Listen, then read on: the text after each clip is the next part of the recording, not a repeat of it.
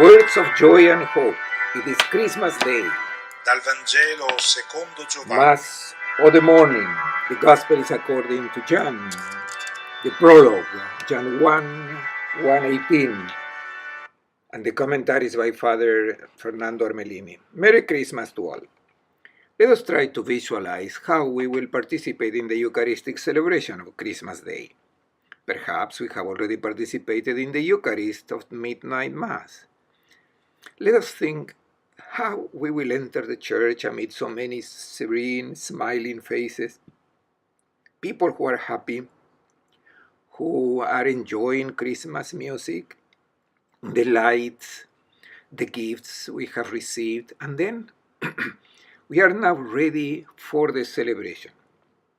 And we enter the church and prepare to hear the gospel of Jesus' birth about the shepherds.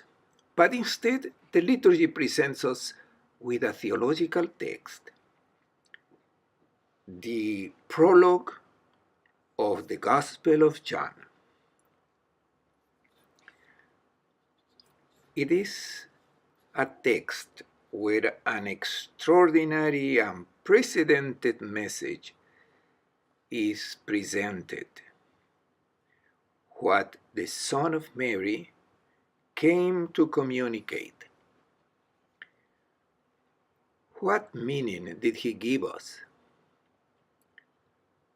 At Christmas, he comes to tell us that our existence that is weak, fragile, destined to death, is wrapped in a relationship of indissoluble love with the immortal God, a God that is only love.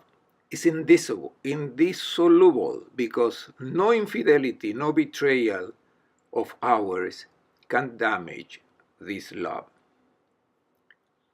This is the great news of Christmas.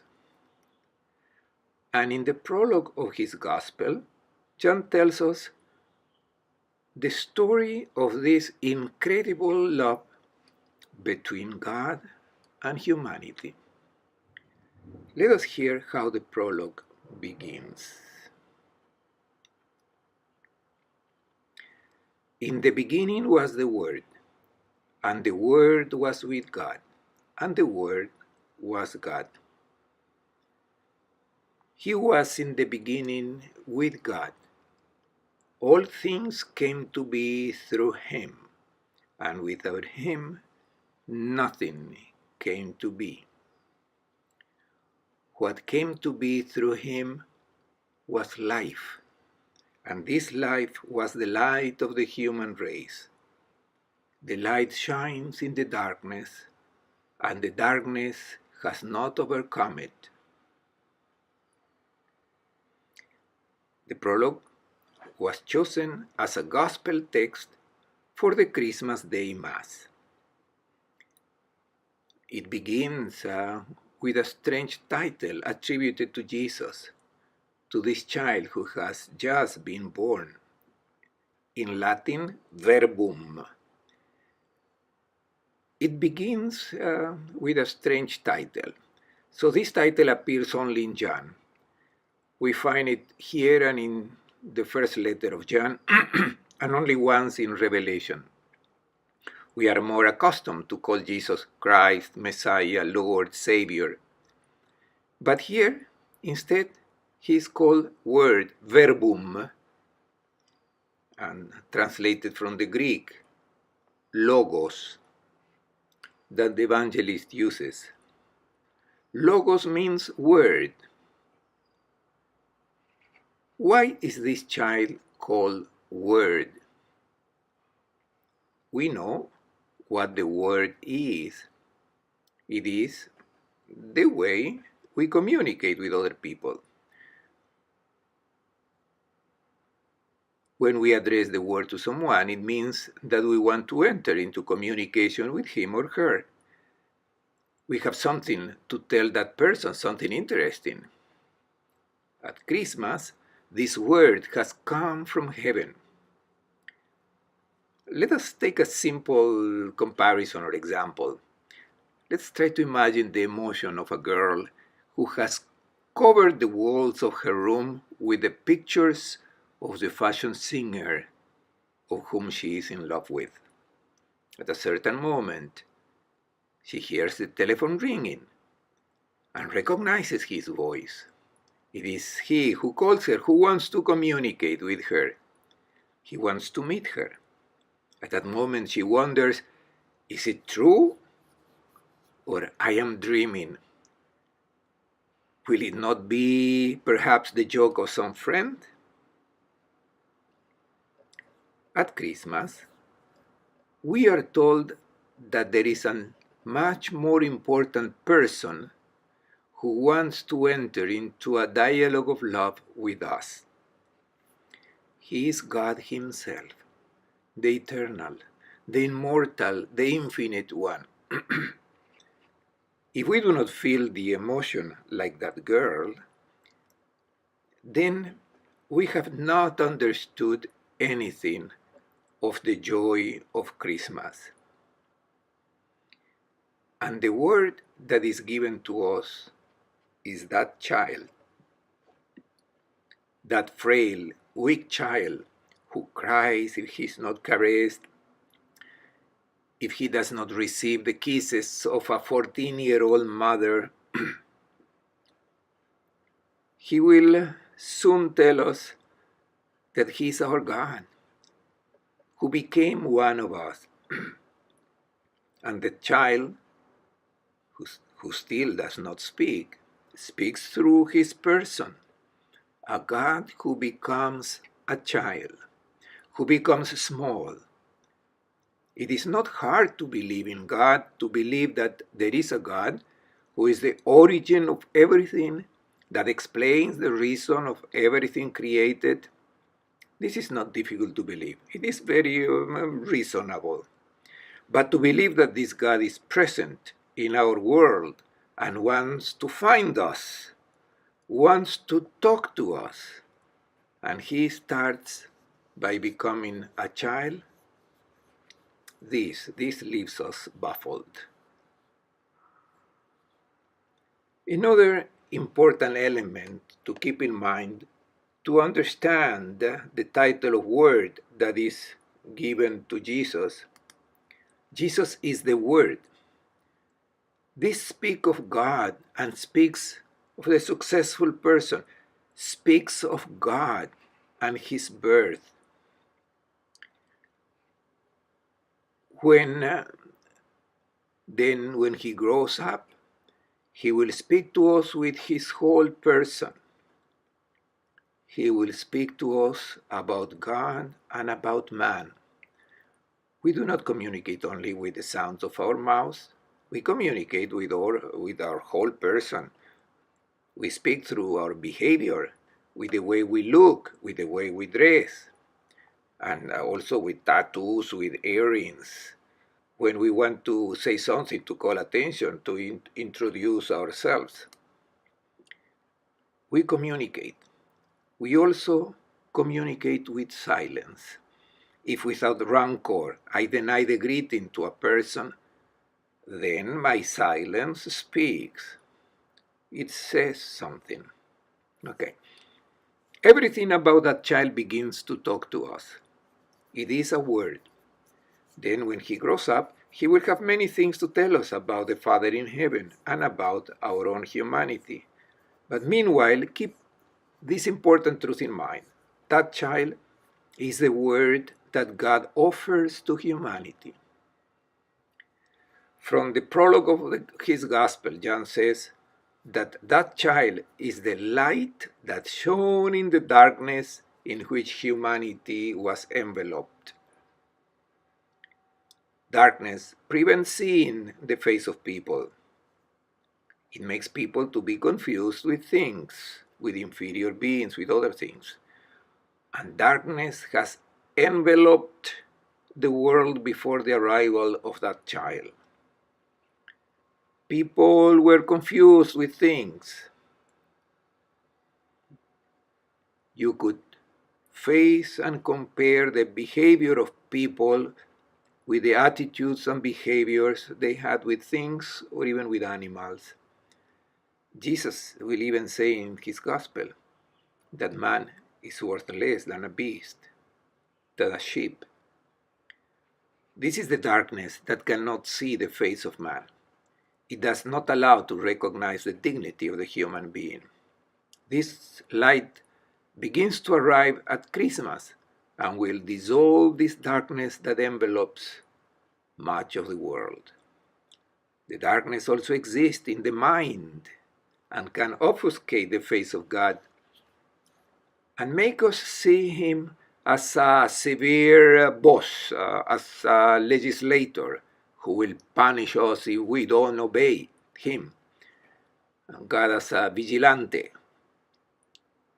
That child is the word, the light that dispels all this darkness, and darkness cannot dim this light.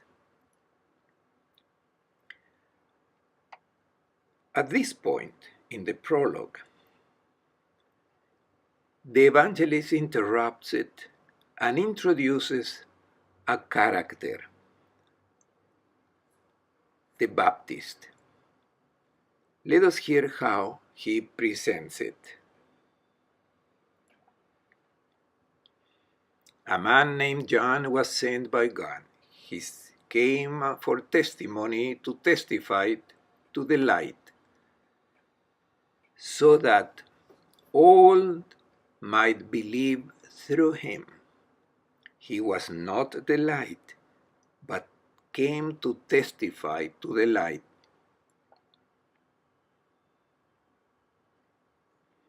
If a person feels wrapped in a beam of light, she or he becomes luminous. In fact, we do not see the light, but the things, the illuminated objects.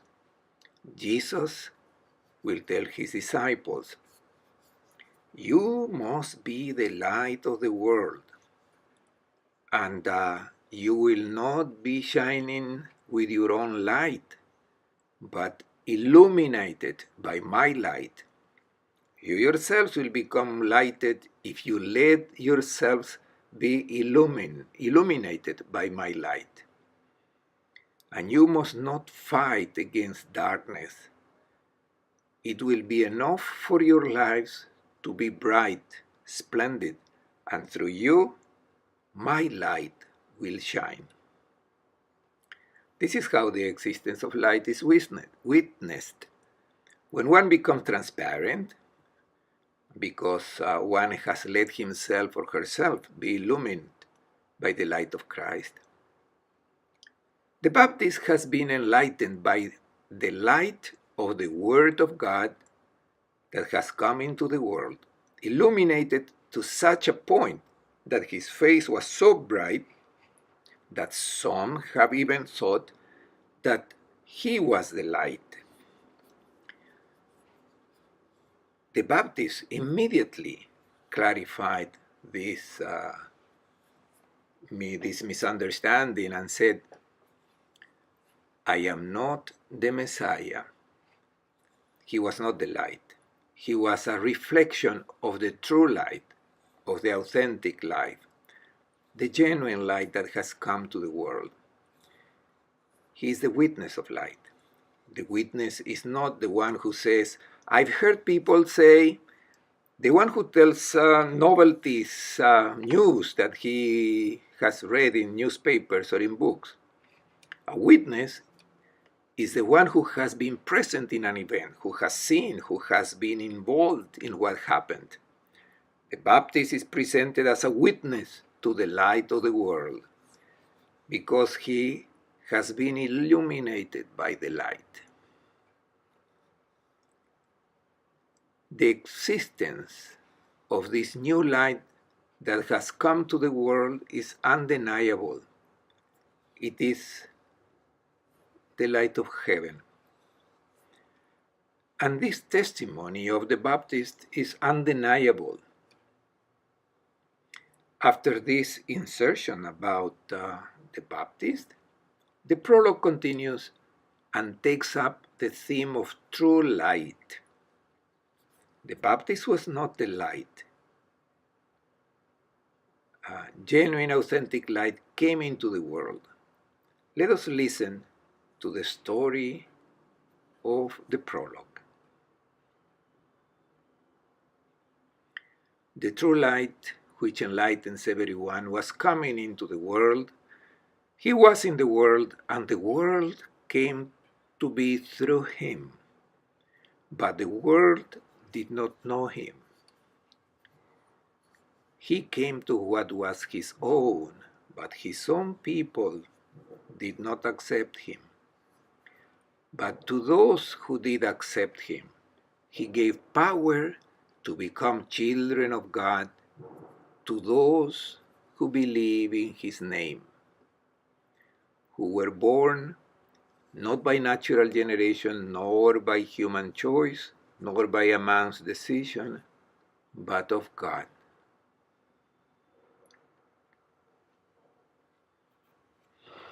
In our lives, we hear so many words that want to be light, a guide for our existence.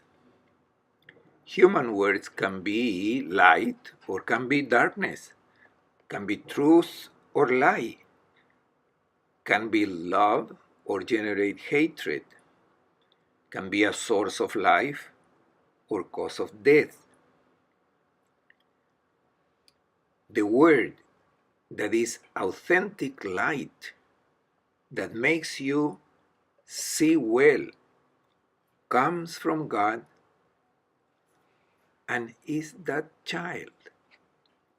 Then we will see him grow up. But keep your eyes fixed in him. He is the light that does not deceive you, that guides you towards love, that guides you towards life. There is no other light like this. His light is genuine. The others are half lies. They do not tell the truth about God and about humanity. They do not tell the truth about the reality of the created world. The prologue continues to reflect on this word that is true light and says that the world has been created well. It has been created to receive this light. It has been done with wisdom. This wisdom of God, present in the created things, can be received with our intelligence. The Psalm says, "The heavens proclaim the glory of God, the firmament proclaims the works of his hands." Psalm 19:1. Not everyone has accepted this wisdom. The prologue says that the world made for this light did not recognize him. What does world mean? The evangelist understands world as that part of humanity who prefer darkness to light, the lie to the truth. It is not only a controversy with that part of humanity who does not accept Christ. It is a warning also for Christians to be attentive, because the danger to give assent to false lights also affects those who have become Christians. And now comes the most important verse of this prologue, and it is at the very center. To those who did accept him, he gave power to become children of God. Here it is not about adhering to a doctrine, but about accepting this word, this person. To accept this proposal of the face of God and his proposal of man. And whoever receives this word is born not of the blood, not of the will of the flesh, not of the will of man, but generated by God. And this is the great news of Christmas. the germ of divine life was introduced into our world, given to all of humanity. God is so in love with this humanity that he has given them his life, the life of the eternal. If we did not have this life, we would be destined to death, like all the animated creatures we know. Only man, self-conscious, is able to enter into dialogue with God to respond to his proposal of love, can be given this life.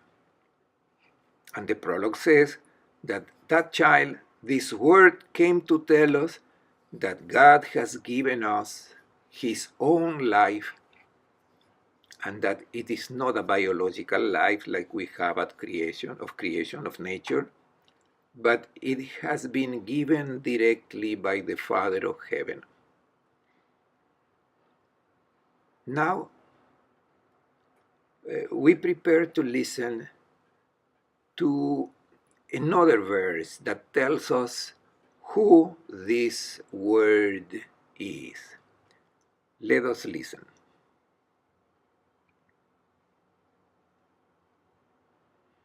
And the Word became flesh and made his dwelling among us. And we saw his glory, the glory as of the Father's only Son, full of grace and truth. We have reached the central point of this prologue, the central fact of the whole history of humanity, the incarnation of the Son of God. Flesh in the Bible are not the muscles. It is a Semitism to indicate people, men and women, in all their weaknesses, in all their fragility. The person who is mortal.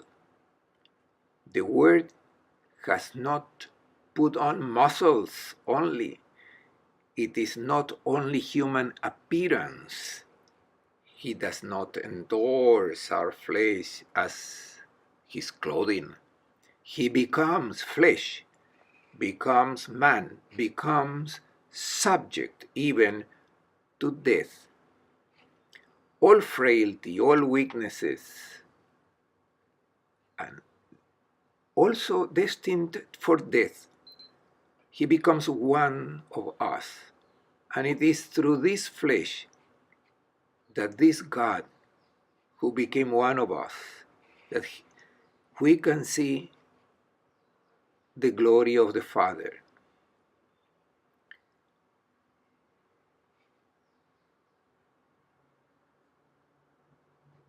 And let us say it immediately. This truth is very difficult to accept. As I said before, believing in the existence of God is not difficult. The difficult thing is to accept that this God is present in that child. If there is something in the Christian faith that seems to clash with human thought, it is precisely this mystery of the Incarnation. It is unthinkable that an infinitely great God be manifested in a mortal nature, weak as ours. I would say it's even good if we let these questions out. Let's not worry about them. Because if we are not bothered by these questions, it means that we have not understood this greatness of God's love. We are faced with the difficulty of accepting that this infinite distance has been bridged. The eternal, who becomes mortal, the invisible becomes visible, the Almighty becomes fragile, that needs the caresses of a mother who needs our love. This is very difficult to accept. It is much easier to accept a God who is in heaven, who gives his laws, who is judge. This is a more rational God, more in line with our reasoning. But a God who becomes a child to speak to us, that is very difficult to accept. He lived among us. How to understand that God has become one of us? There is only one answer: a God of infinite love. Only the infinite love of God can cover this distance. And let us also say that because God is infinite love, it is reasonable that he has filled this distance and has come to become one of us to show, to be seen. And let us also say, precisely because it is an infinite love, he had to reach this option, because beyond that, nothing more can be done. And we also say, not only did he become one of us, but he has chosen to be a servant of man, to wash people's feet. And then he went even lower. He has become a slave of all, and he has donated his life for all, until he died on the cross. Beyond that, one cannot go. This is the demonstration that his love for us is infinite. This is what makes this incarnation believable, the infinity of God's love. And because our reasoning cannot get there, the infinite love becomes credible. This is the only reason that can convince us to accept this truth. And we have contemplated his glory. In the Old Testament, the glory indicates the manifestation of God's love. Only if we believe in this infinite love can we accept as reasonable that God has come to do this. And if we accept this truth, our whole life changes from birth, dying, joys, pains, disappointments, hope. Everything is illuminated by the light of this love that gives meaning. It is a goal for our entire existence. Full of grace and truth. It is an important expression in the Old Testament. Hesed Buemet. It means kindness and unconditional and faithful love. This is what God comes to tell us in that child, that his love is unconditional, notwithstanding any of our infidelities or betrayals, because none of this will affect the love of God. Let us listen as the prologue continues. John testified to him and cried out, saying, "This was he of whom I said, the one who is coming after me ranks ahead of me because he existed before me."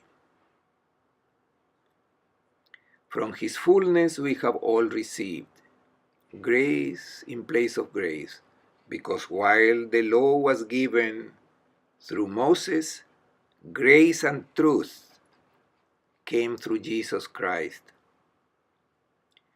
No one has ever seen God. The only Son, who is at the Father's side, has revealed him.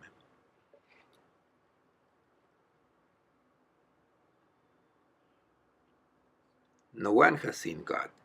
Abraham did not see him. Moses has not seen him, the patriarchs have not seen him, because our physical eyes cannot see God, cannot see the invisible. But those who have walked with Jesus of Nazareth along the roads of Palestine have been able to see God. They have touched him, they have heard him, because he was made alive in our flesh. We have a text at the beginning of John's letter where the emotion of John, son of Zebedee, is palpable. John made this experience of touching, of seeing the Word of life who became one of us. We listen this text together. This is what has been from the beginning, and what we have heard and have seen with our own eyes, what we have looked at and touched with our hands. I mean the Word who is life. The life made itself known. We have seen eternal life and we bear witness, and we are telling you of it. It was with the Father and us with the Father and with his Son Jesus Christ. And we write this, that our joy may be complete. First letter of John, chapter 1, verses 1 to 4. This is the great news that is given to us at Christmas. And also we can make this experience today to see that invisible face of God. We can contemplate it in the gospel that presents us to the Word of God that became one of us. We can contemplate it, and seeing it, we see the face that God whom no one can see. I wish you all a beautiful Christmas celebration.